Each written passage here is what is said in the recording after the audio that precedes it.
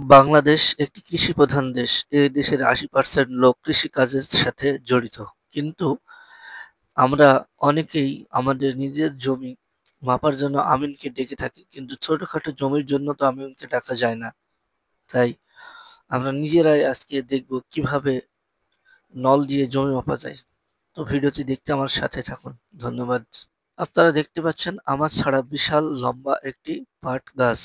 এই পাট গাছটি নেওয়ার একটি লক্ষ্য এবং উদ্দেশ্য হচ্ছে যেটা যারা কৃষকের ছেলে আছি বা অন্যান্য পেশায় আছি, অন্যান্য পেশায় থাকার পাশাপাশি নিজের মতো করে যখন আমরা জমি জায়গা মাপতে চাই তখন পারি না। আমার এই ভিডিওটি তাদের জন্য অত্যন্ত উপকারী হবে।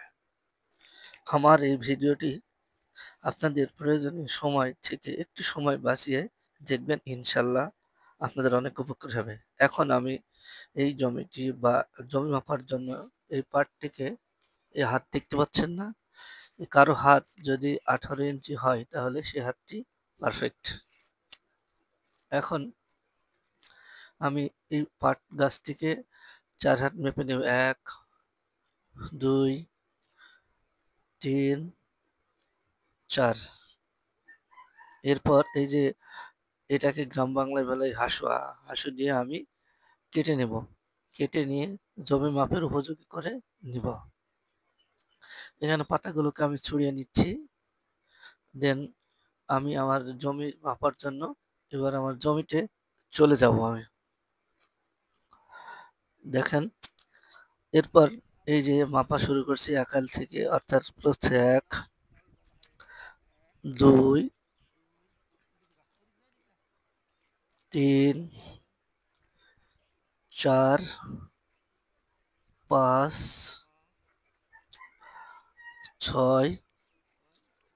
আর এই যে জমির আমার শেষ আইল, এই আইল থেকে এই পর্যন্ত, অর্থাৎ অন্য দিক থেকে 1 হাত কম হচ্ছে, অর্থাৎ 6.75 নল। এটা আমার প্রস্থের জমি। এখন আগে থেকেই আমার দৈর্ঘ্যের মাপ দেওয়া আছে, অর্থাৎ 16 নল। এখন জমির পরিমাণ বের করতে হলে আমাকে 16 নল গুণিত 6.75 দিয়ে যা হবে তাকে 20 দিয়ে ভাগ দিলেই আমার জমির পরিমাণ অ্যাকচুয়ালি চলে আসবে। তাহলে আজকের এই জমি যতটুকু আসছে আপনার স্ক্রিনে দেখতে পাচ্ছেন 5.4, অর্থাৎ প্রায় 5.5 কাঠা। এভাবেই আমরা আমাদের জমির পরিমাণ বের করতে পারবো। তো বন্ধুরা, আমার ভিডিওটি কেমন লাগছে? আপনাদের মূল্যবান সময় নষ্ট করে দেখছেন, এর জন্য ধন্যবাদ। যদি আপনাদের কাছে ভিডিওটি ভালো লাগে তাহলে অবশ্যই বেশি বেশি শেয়ার করে অন্যদের দেখার সুযোগ করে দেবেন, আর পেজটিকে ফলো দিয়ে পাশে থাকবেন।